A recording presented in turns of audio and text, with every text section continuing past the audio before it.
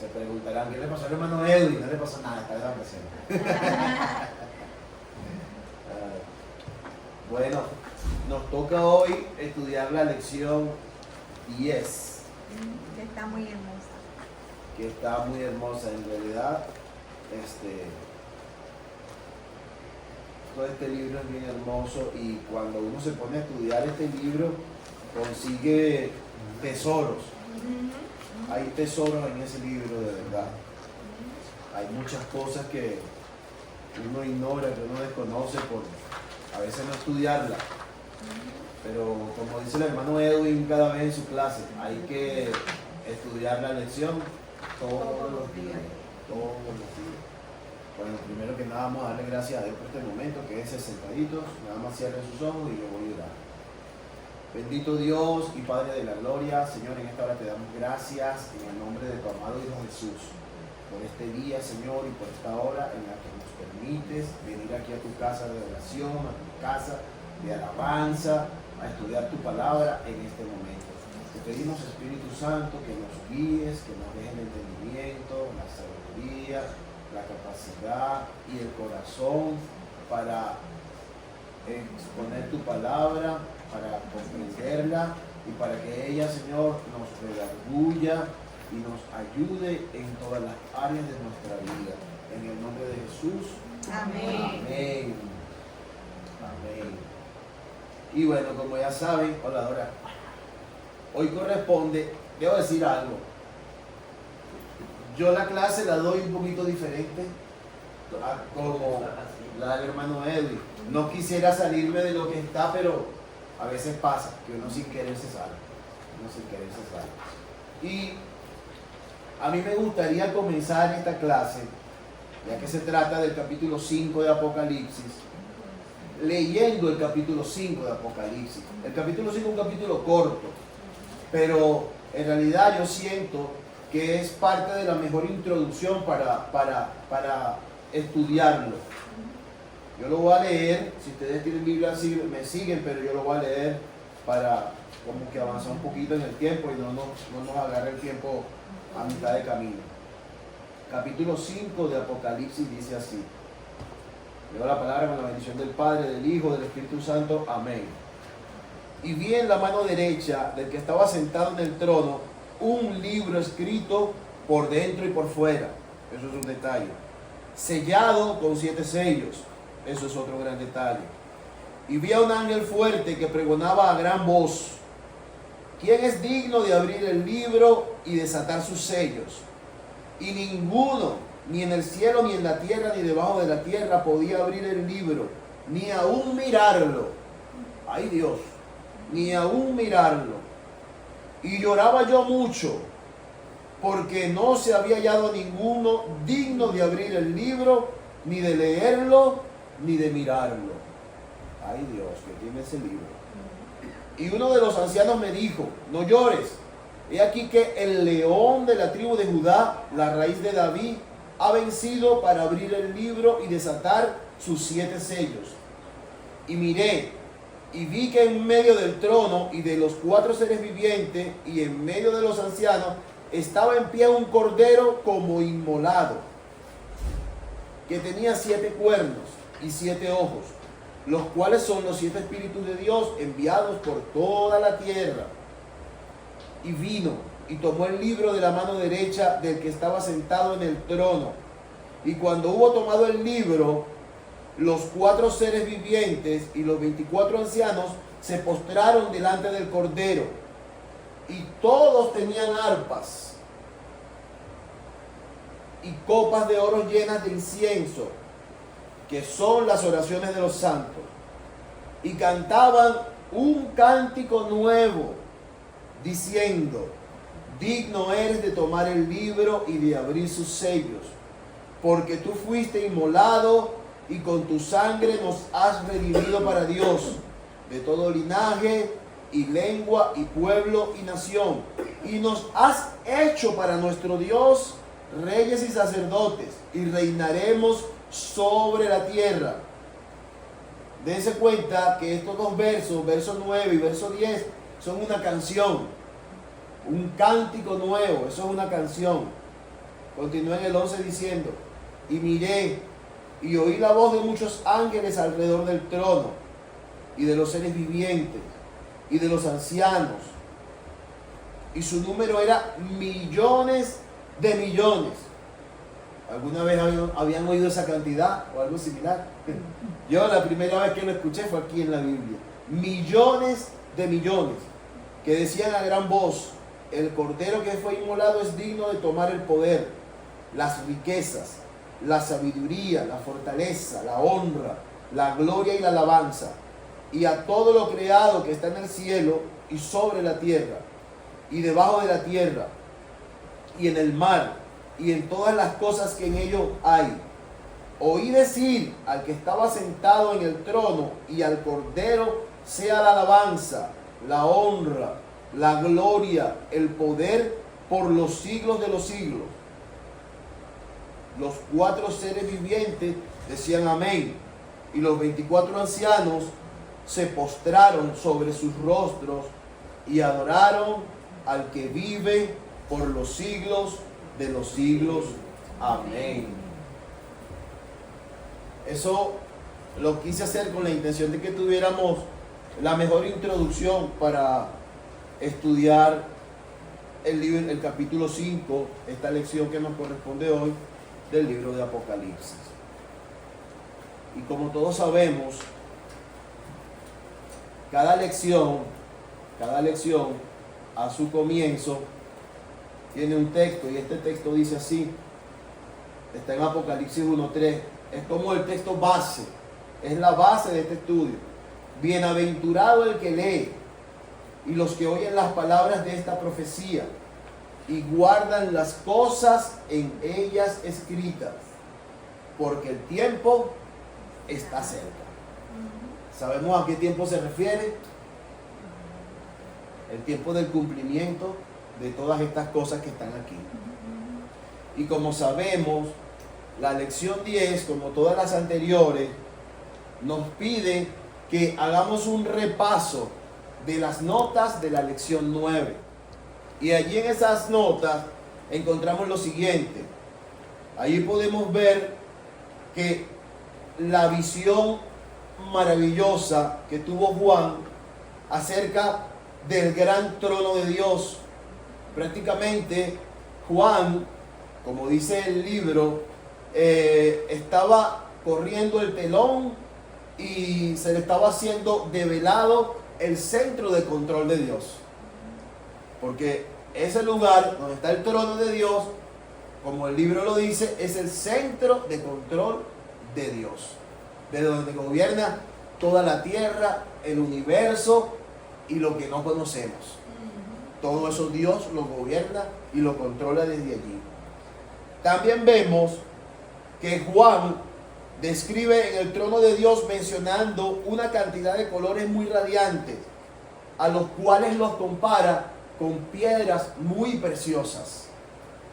Y eso es algo que nos habla de claridad y de transparencia de Dios. O sea, de un solo carácter. Dios no es claro por acá y oscuro por allá. Dios es todo luz. Dios es todo luz. ¿Qué otra cosa encontramos en las notas de la clase número 9 que describe Juan?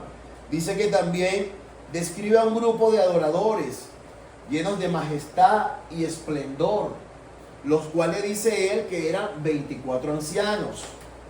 Y aquí quiero hacer un pequeño paréntesis solamente para decir una nota importante, porque yo me preguntaba, Señor, o sea, yo me lo pregunté, a lo mejor usted no se hace esa pregunta. Yo me preguntaba, Señor, ¿cómo es lo de los ancianos en el cielo? Porque los ancianos que conocemos en la tierra, por lo general, son personas que de alguna manera sus habilidades y sus capacidades se van perdiendo por la edad. Es normal en nuestro cuerpo. Yo me preguntaba y le preguntaba a Dios si los ancianos que están allí, esos 24 ancianos que él describe, tienen esa misma condición. Lo que dice anciano, tenía esa curiosidad, estaba ignorante de eso. Y miren lo que conseguí. Dice que La palabra griega con la que se describe anciano, que está escrito en este capítulo 5, es la palabra que muchos la hemos oído, prevístero. Es la palabra en griego, esa es la palabra prevístero. Y se refiere no tan solo a la edad, sino también se refiere a un punto o a un lugar de liderazgo. Se refiere también a la responsabilidad y la autoridad que tiene esa persona, basado en la madurez, la sabiduría y la capacidad para guiar a un pueblo.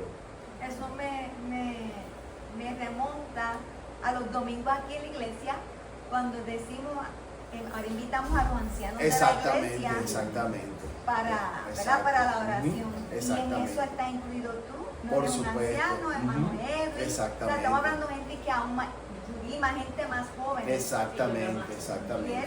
Y yo le confieso, antes, más tarde, hermano, pasen adelante, bienvenidos. Pasen adelante. Y yo le confieso, pastora, antes de yo estudiar esto, yo tenía en mi mente esa duda. Yo siempre creí que los ancianos de la iglesia, pues en este caso, venían siendo mi hermano Zico, mi hermana Tere, mi hermana Tini, mi hermano Junior. Y Willer y Linda, o sea, porque tenía esa idea, exacto, tenía esa idea. Ahora comprendo que pues está eso, va sumado a otras cualidades que la puede desempeñar bien, como dice la pastora, cuando pasa mi esposa, cuando pasa el hermano Eddie, cuando pasa de repente mi hermano. Hasta un joven puede ser. Exactamente, hasta un joven puede ser. Exactamente, hasta un joven puede ser. Dicen estos estudiosos de la palabra, los eruditos, algunos, que estos ancianos posiblemente son 12, los 12 apóstoles y los otros 12, los 12 patriarcas, o sea, los hijos de Jacob. En Apocalipsis 21, 12 y 14 hay dos versos que aparentemente confirman esto. ¿Alguien tiene Biblia para leer eso? 21, 12 y 14 de Apocalipsis. Tenía un muro grande y alto con 12 puertas, y en las puertas 12 ángeles, y en ellas había nombres escritos, que son los de las 12 tribus de los hijos de Israel. Había, 11 y 12.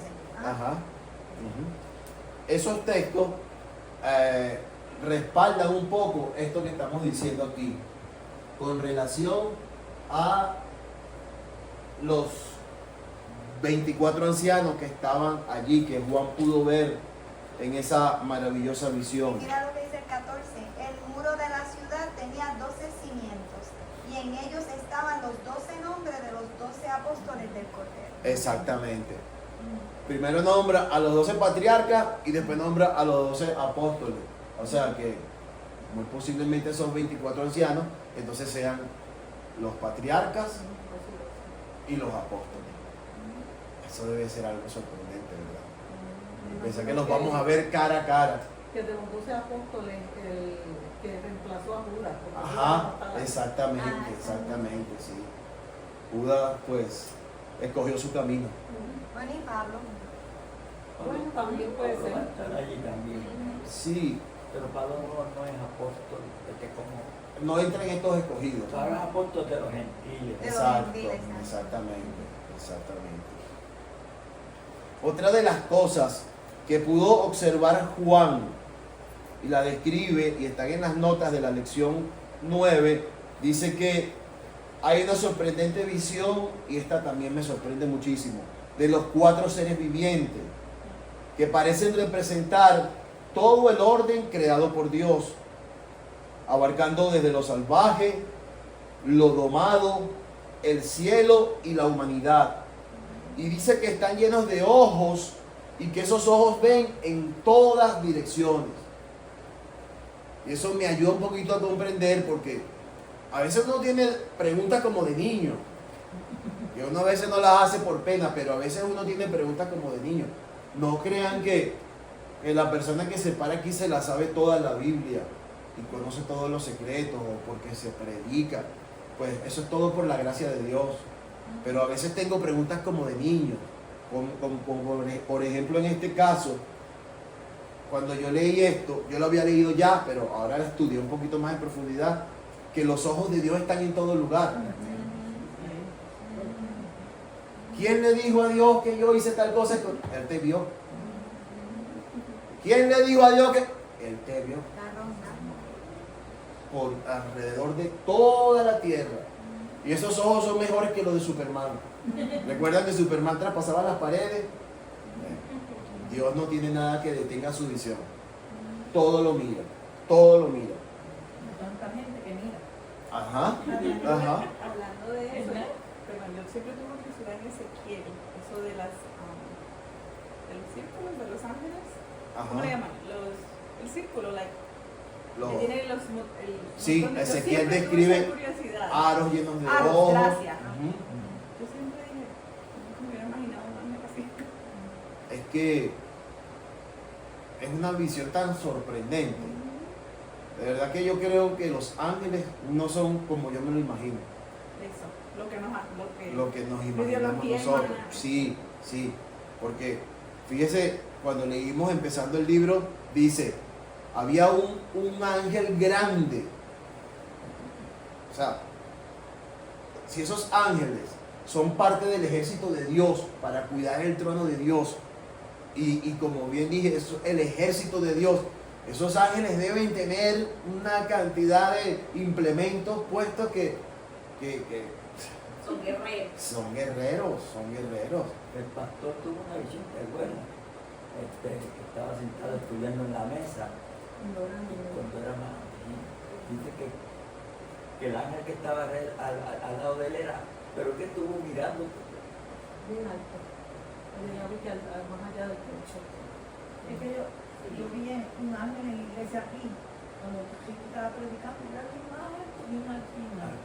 Una vez yo estaba predicando y la pastora también me comentó algo así, que había visto en el altar un ángel también que era enorme, bien Una grande, cosa hermosa, algo así bien majestuoso, grande, sí.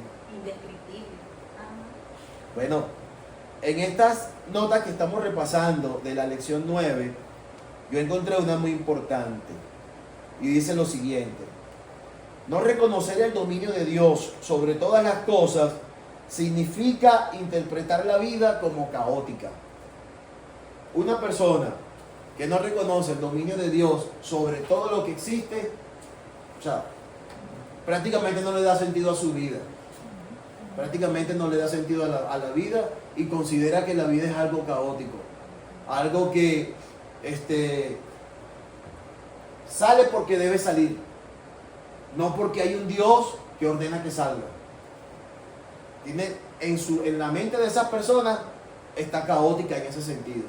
El no reconocer que Dios es el que está sobre todas las cosas. Y esto nos puede llevar a que perdamos la oportunidad de presentarnos y postrarnos delante del Señor, cuyo esplendor y majestad supera todos los sentidos de cualquier esplendor que nos podamos imaginar.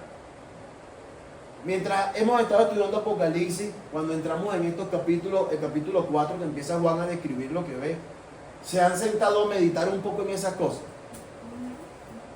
Es sorprendente. Es sorprendente. Ni aún leyéndolo. Ni aún leyéndolo, exactamente. Ni aún leyéndolo a uno le cabe eso en la mente. Eso iba a decir, hay veces que yo tengo que retroceder y pensar, pero para que el cerebro capte un poco de lo que Exactamente. estoy Bueno, escribiendo. yo en esas dudas, en esas inquietudes y en esa mente finita que tengo, comprendí, el Señor me hizo entender, leyendo, dice, Juan estaba en el Espíritu. Y eso de alguna manera, yo puedo especular diciendo que le dio cierta fortaleza para ver todas aquellas cosas espirituales. Porque humanamente, pues, quizás no hubiese podido, no hubiese resistido, no hubiese aguantado. Porque fíjense, cuando el ángel se le apareció a María, no temas. Y cada vez que un ángel se aparece en el Antiguo Testamento, bueno, no temas. ¿Por qué? O sea, ¿qué están viendo? Algo sobrenatural. Algo sobrenatural totalmente. Algo sobrenatural totalmente. Y eso es lo que nos espera ver. Exactamente. Y eso es lo que nos espera ver, así es. También una de las notas que me encanta, dice que describe a un coro perpetuo de alabanzas. También habla de la adoración humilde de los ancianos y de otros muchos aspectos que yo estoy seguro que ya ustedes los estudiaron. Y quisiera repasar algo que dijo el hermano Edwin en la clase anterior, la clase 4, cuando él estaba hablando con relación a lo que es la alabanza, con relación a lo que es la adoración. Porque hoy en día muchos cantantes cristianos, o que se hacen llamar cristianos, están grabando muchas canciones con títulos de alabanza y algunos con títulos de adoración, pero que las hacen de una manera que les permita ser comerciales, que les permita poder sonar en radio, que les permita, Secular. exactamente, secular, que les permita llegar a toda gente, no solamente a cristianos. Y viéndolo desde el punto de vista, digamos, de un empresario, pues está bien, porque como empresario tú quieres vender, pero viéndolo desde el punto de vista cristiano, es un grave error. Es un grave error. ¿Por qué? Porque cuando usted se pregunta e investiga qué es alabanza y qué es adoración, se va a dar cuenta que mucha de la música que quizás nosotros escuchamos no tienen nada de alabanza y no tienen nada de adoración. Mucha. Mira, estamos en unos tiempos en los cuales nosotros tenemos que estar muy, pero muy atentos. Porque acuérdense que cuando el Señor estaba hablando con los discípulos y les preguntaron cuándo serán estas cosas, qué señal habrá de tu venida, el Señor describió una cantidad de cosas. Pero lo primero que dijo fue: mirad que nadie os engañe. ¿Y de qué manera yo como cristiano, a mis 54 años, con mucho tiempo en el Señor, un tiempo apartado, pero ya gracias a Dios tengo un buen tiempo firme, de qué manera yo como cristiano a esta altura, o mi hermano Zico, mi hermana Tero, la pastora, cualquiera de ustedes, puede ser engañado en este tiempo? Tiene que el engañador utilizar algo que se parezca muchísimo a Dios. Sutil. Tiene que hacer algo que se parezca mucho, imitarlo muy bien, pues, demasiado astuto. Y el Señor dijo más adelante: si esos tiempos no fuesen acortados, ni aún los escogidos serían salvos. ¿Por qué? Por el engaño, hermanos. Por el engaño. Tenemos que pedir al Espíritu Santo que, como decía Chapulín Colorado, que mantenga nuestras antenitas de vinil todo el tiempo transmitiendo para el cielo.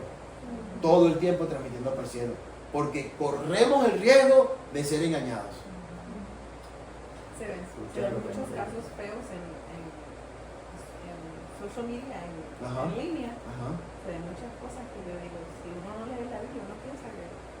Es así, exactamente. Exactamente. Sí, yo también a veces, yo cuando me dedico a estudiar o eso, que puedo visitar muchas iglesias por internet, visitar.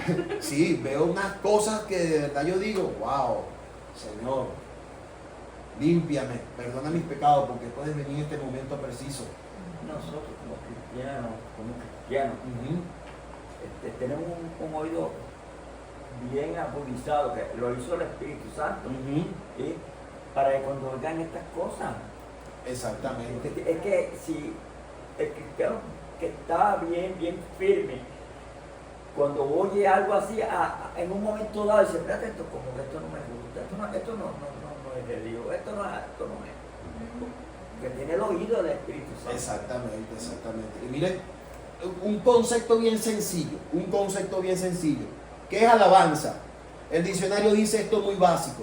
Dice que es la acción de expresar admiración y gratitud hacia alguien. Ese es un concepto sencillo. Admiración y gratitud hacia alguien. Eso es alabar. Eso es alabanza. O sea, si yo quiero alabar a Dios en una canción, mi canción tiene que contener admiración y expresarle gratitud a la persona que estoy alabando. Entonces, si yo voy a grabar un coro y me lo escriben, porque yo soy cantante, Señor, yo te adoro, Cristo, yo te amo porque me salvaste, porque moriste. Eso no es comercial. Eso no lo va a querer escuchar todo el mundo, no voy a vender mucho. Entonces, ¿qué es lo que hacen? Dicen, yo te exalto, pero no nombran a Jesús. Yo te adoro, pero no nombran a Jesús, no dice a quién están adorando. Y por ahí se mete el engaño. Por ahí se mete el engaño. Nosotros muchas veces no es que seamos religiosos, porque no es la idea, pero sí debemos estar claros. Sí debemos estar claros con muchas cosas. Sí debemos estar claros con muchas cosas que debemos ver y otras que no. Con muchas cosas que debemos escuchar y otras que no. ¿Por qué? Porque como dice el libro de Apocalipsis que estamos estudiando, está pronto el tiempo del cumplimiento de todas estas cosas.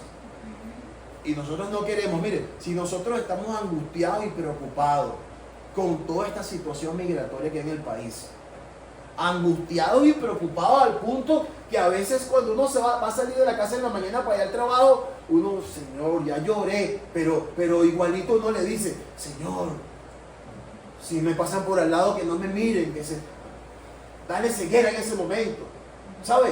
Cualquier cosa dice uno para que Dios lo guarde a uno, pero eso es un síntoma, eso es una persecución, eso es una persecución. Imaginémonos cómo será en la gran tribulación.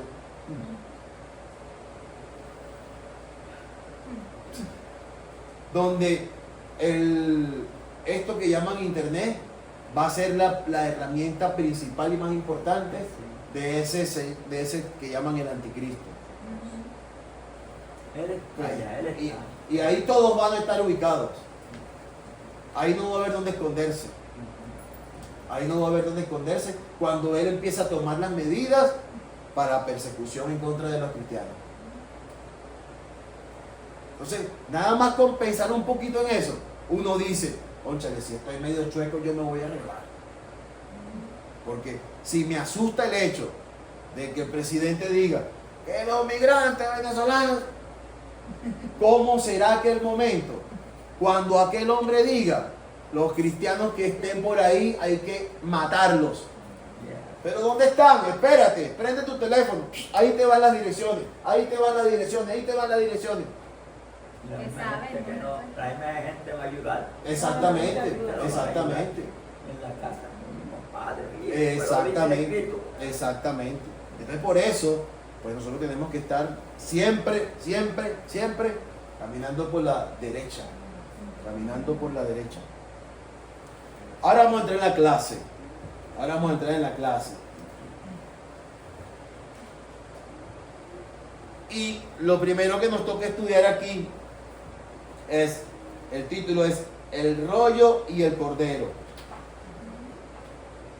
Comienza diciendo así: al final del capítulo 4, Dios Padre está sentado en el trono. Y en el capítulo 5 se cambia la atención de Dios Padre a Jesús, al Cordero de Dios que fue inmolado, sacrificado y resucitó. ¿Saben qué quiere decir que fue inmolado? Sacrificio. Exactamente, fue un sacrificio perfecto, que se dio, que se entregó. También resalta en estos versos 3 canciones de alabanza que son dadas a Jesús, quien ejecutó el plan de creación y redención de Dios. Seguimos con el rollo sellado. Dice lo siguiente. La visión dice lo siguiente, la visión de Juan. Dios sentado en un trono y en su mano derecha un libro escrito por dentro y por fuera, sellado con 7 sellos. Esto es algo que también me llamó mucho la atención.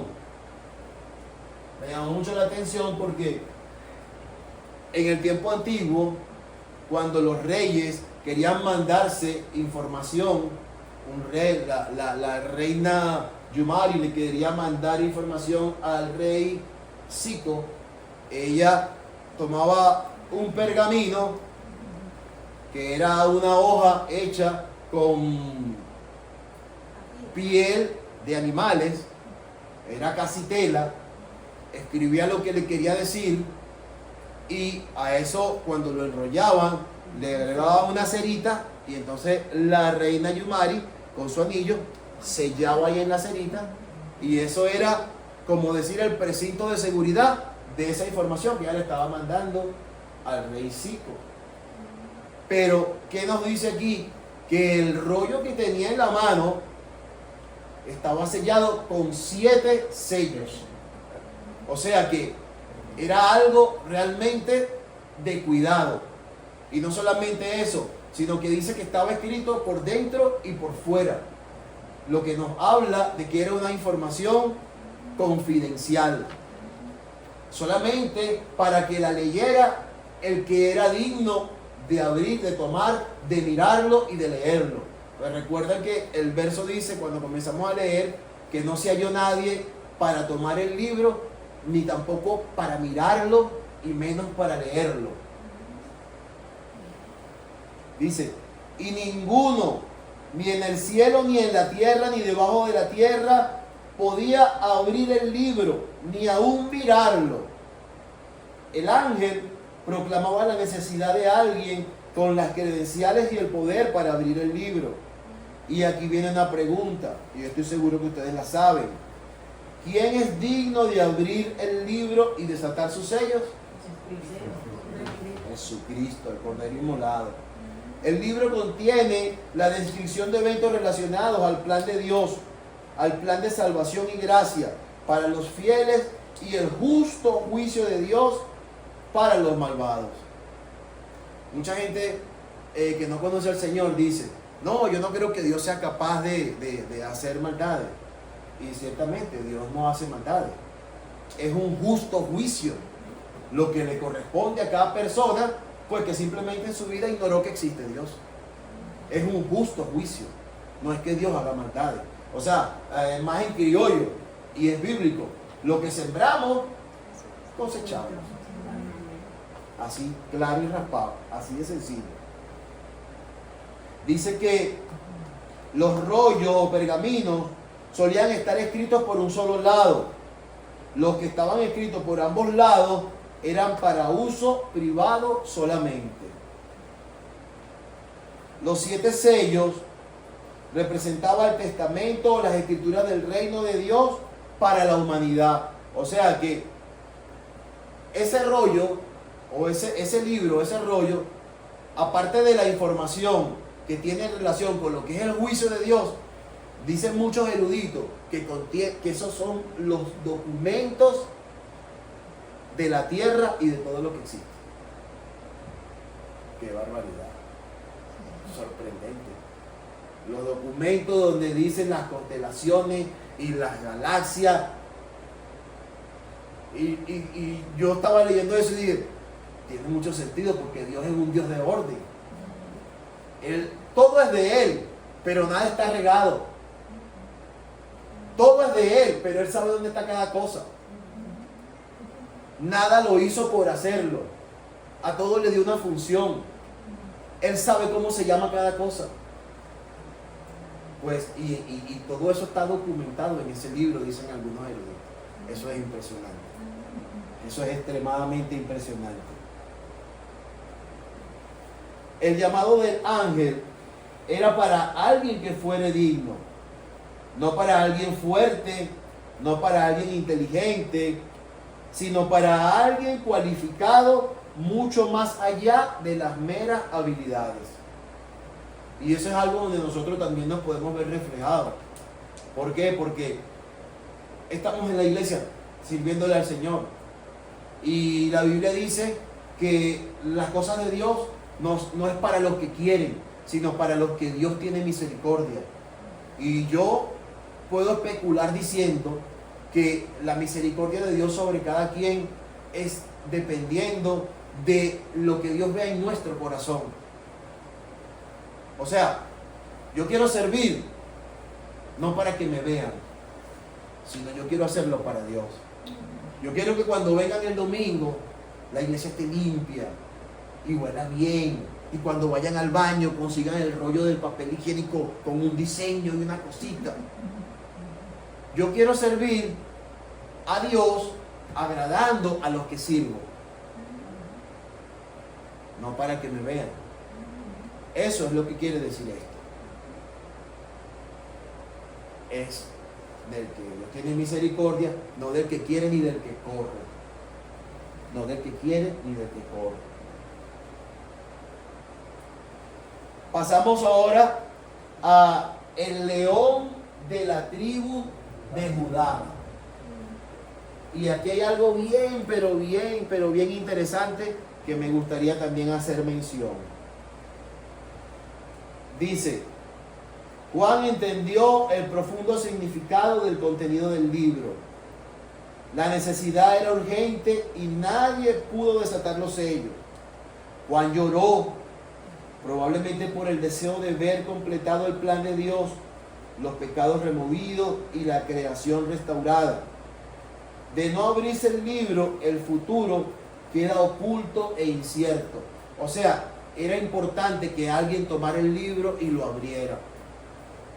Era importante que alguien tomara el libro y lo abriera. Pero mire lo que dice. De no abrirse el libro, el futuro quedaría incierto en todo sentido.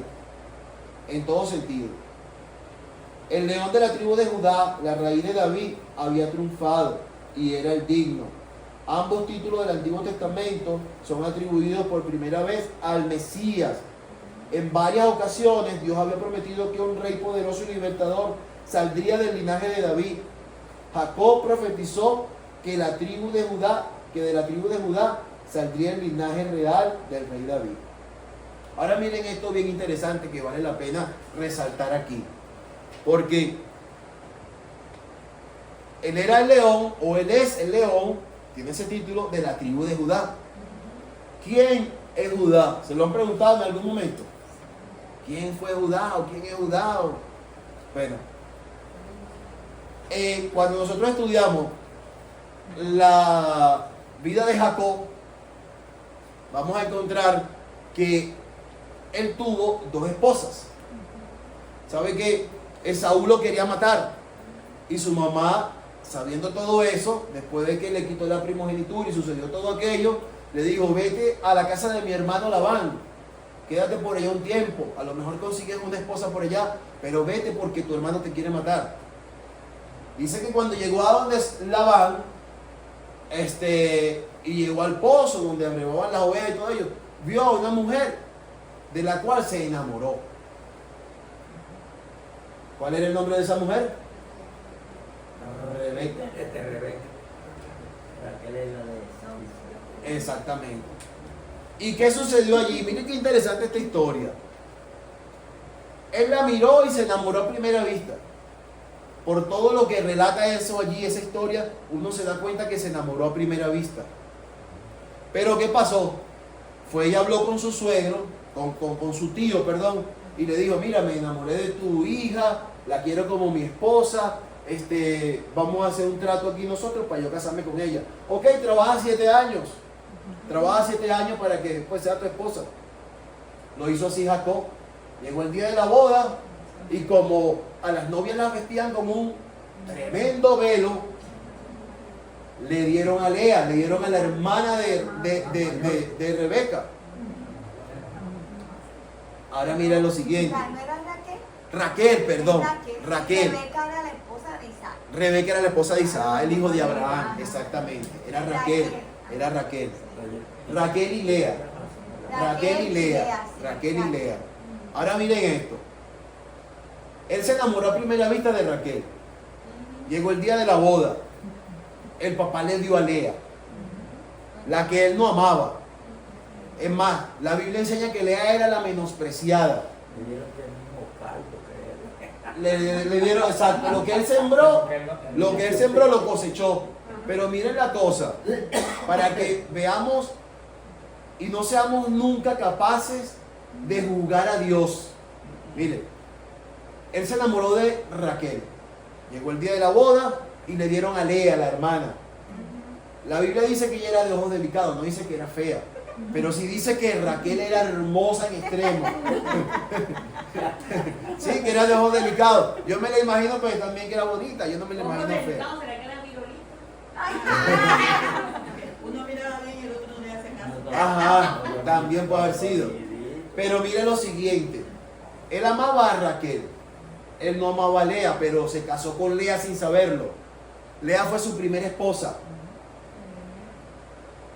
Y Lea, la que él no amaba, fue la que le dio a Judá. O sea, Judá, que es la raíz de Cristo, no fue hijo de Raquel, la esposa que él amaba. Ahí cuando yo descubrí eso, entendí que los planes de Dios no son los planes de uno. La Biblia dice que Jacob amaba profundamente a Raquel, que la amó con su vida, pero la que estuvo a su lado hasta los días de su muerte fue Lea. O sea, él quería a Raquel, pero Dios le tenía a Lea. Y Lea fue la primera que le dio hijos. Y de ahí es donde viene Judá. Y por eso dice la Biblia que Jesucristo es el león de la tribu de Judá, de la mujer que Jacob no amaba, pero era la que Dios tenía para él. Dios no le diseñó a él a Raquel. Él la tomó porque se enamoró y bueno, y en aquel tiempo era un negocio. No sé si todavía es así, pero Dios le tenía a Lea. Y de ahí es donde viene la raíz de Jesús, de la mujer que Dios le tenía, no de la que él amó. Tremendo eso, ¿verdad? Dice, el Señor Jesús es el Mesías de Israel y Rey de Reyes. No solo es la raíz y el linaje de Isaí y de David, también es el vástago o rama. Ninguno otro podría ser la fuente de las bendiciones de Dios y su cumplimiento al mismo tiempo.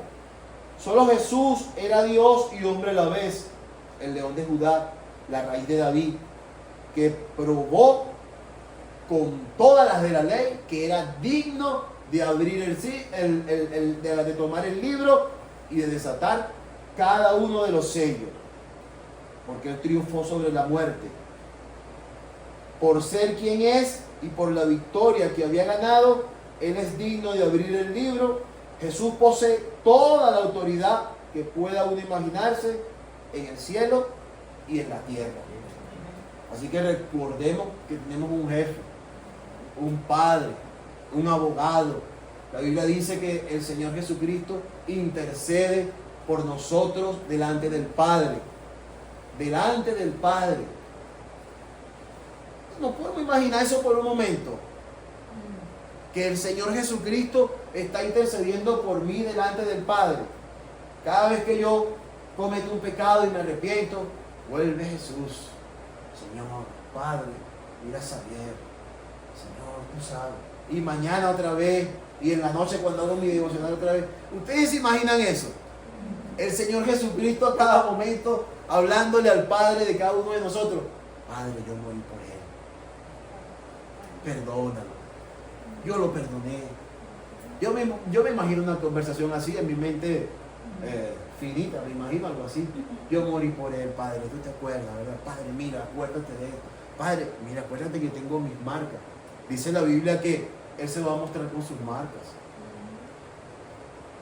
¿Qué iremos a sentir en ese momento? Wow.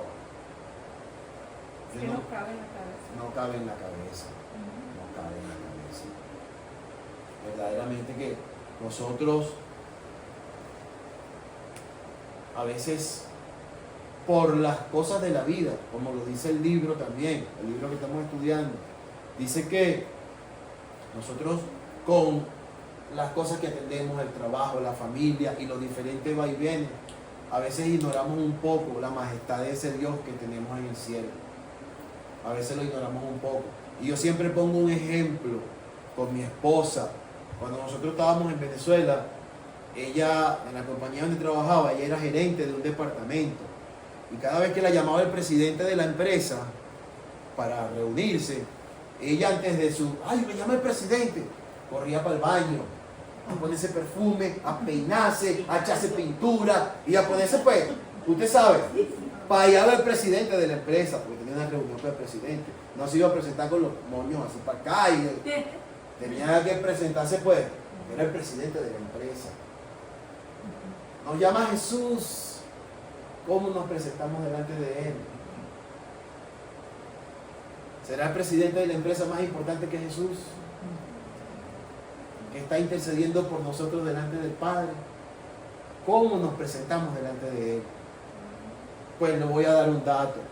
No ocultemos nada.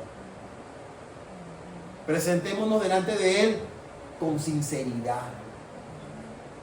Recordemos que sus ojos están en todo lugar y ya Él sabe lo que hicimos. Pero Él quiere escuchar de nuestra boca: Señor, lo hice por cabezón. Vi lo que no tenía que ver y me puse a pensar después que vi lo que no tenía que pensar. Él lo sabe, pero quiere que nosotros vayamos a Él con esa sinceridad. Por eso es que la Biblia dice que David era un hombre conforme al corazón de Dios. Dígame, hermano. Jesús es nuestro abogado y intercede por nosotros delante del Padre. Amén. Pero eso no nos da licencia para estar haciendo cosas que sabemos que son débiles. Exactamente. Una y otra vez. Exactamente. Cuando el arrepentimiento viene de corazón, tiene que ser sincero y no volver a hacer. Exactamente. Exactamente. Quiero decir algo. Dígalo, hermano. La conducta de la escritura, pues, hay un detalle que me llamó mucho la atención. Dice que el ángel Juan está llorando, no hay quien hable de él. ¿Y qué es lo que está viendo Juan? Primero, un cordero. Porque eso es así. ¿Y qué es un cordero? Sumiso. Manso. O sea que, y después entonces dice el león de la tribu de Judá. O sea que ahí hay un intercambio. Algo hay. O sea, el cordero hizo el trabajo casi completo. Pero ahora viene el león a juzgar. El guerrero. Exacto. El león es guerrero. Y lo que vemos es, y wow, qué es esto, tremendo.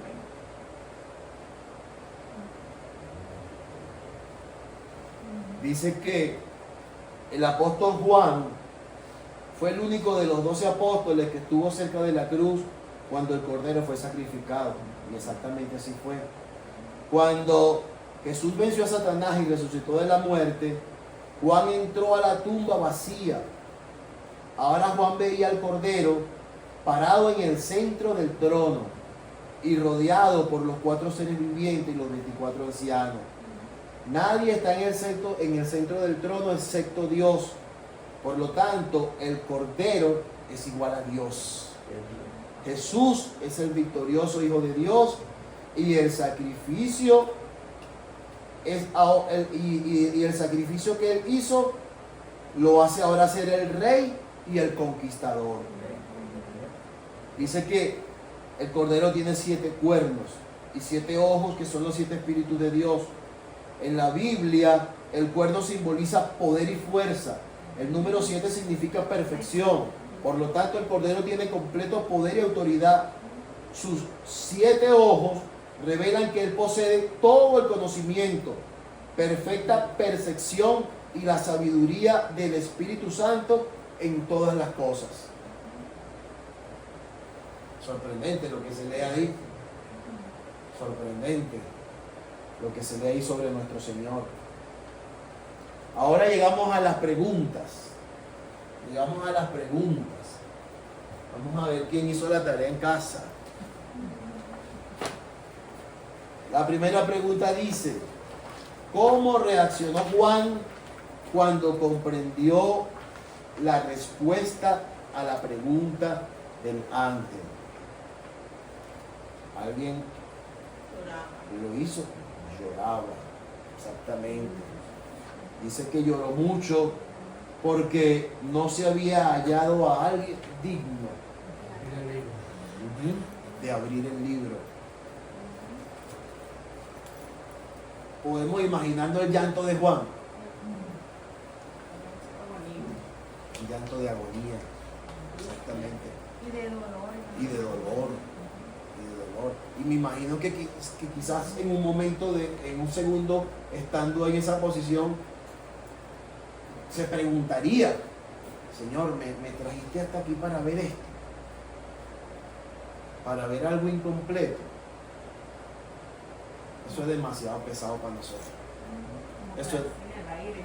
como para ¿Y ahora? y ahora, Señor. Han visto todo perdido, ¿verdad? Exactamente. Eso tuvo que haber sido un cortito tiempo de una desesperación indescriptible. Cuando vio que no había alguien digno, y lo que dice es que él lloraba mucho, La segunda pregunta dice, ¿qué dijo el anciano para consolar a Juan? Que no llorara, que ahí tenía ya una jurada de la reina de David que había vencido para ver el libro. Exactamente. O sea que, fíjense lo siguiente. Dice que él lo vio. En la visión comenzando dice que Juan vio a Jesús. Pero luego cuando se hace la pregunta, ¿quién es digno de abrir el libro?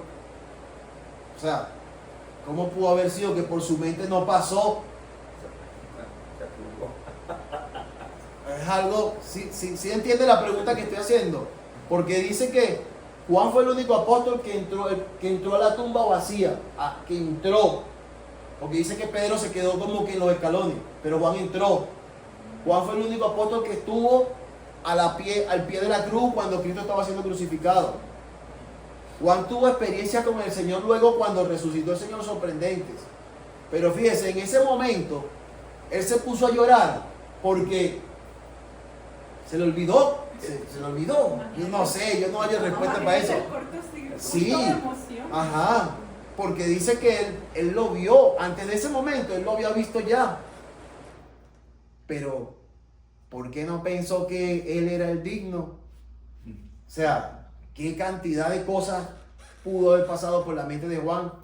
Que lo primero que es que cuando el ángel dijo que no había, cuando se dio cuenta que no había alguien digno, se puso a llorar. Y eso que estaba en el espíritu, imagínate en la carne. No, se suicida. Si está en la carne, se suicida. Yo iba a decir eso, imagínate lo débil que somos. Ajá. Viéndolo. Ajá. Exactamente. Yo creo que todos actuaríamos como. Eso iba a decir, Todo, exactamente. Eso es como, por ejemplo, un pequeño paréntesis, el caso de Juan Bautista. Juan Bautista fue el que dijo, he aquí el Cordero de Dios. Ajá. Juan Bautista escuchó la voz cuando le dijo el Padre, ese es mi hijo amado. Ajá. Y después, la tribulación, y cuando estaba preso, Juan Bautista mandó a preguntar, oye, pregúntale si él es, ¿vale?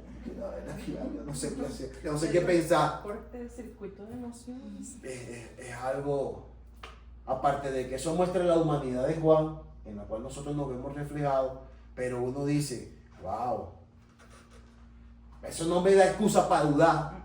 Ojo, eso no nos da excusa para dudar, como estaba diciendo mi hermana. Eso no nos da excusa para dudar, sino que eso más bien sirva como enseñanza para que no demos esos pasos. Y siempre estemos creyendo, siempre creyente. Usted, yo soy un creyente en Jesucristo. Yo soy un creyente en la palabra de Dios. Yo soy un creyente en lo que dice Jesús. Yo soy un creyente. ¿Qué? Creyente.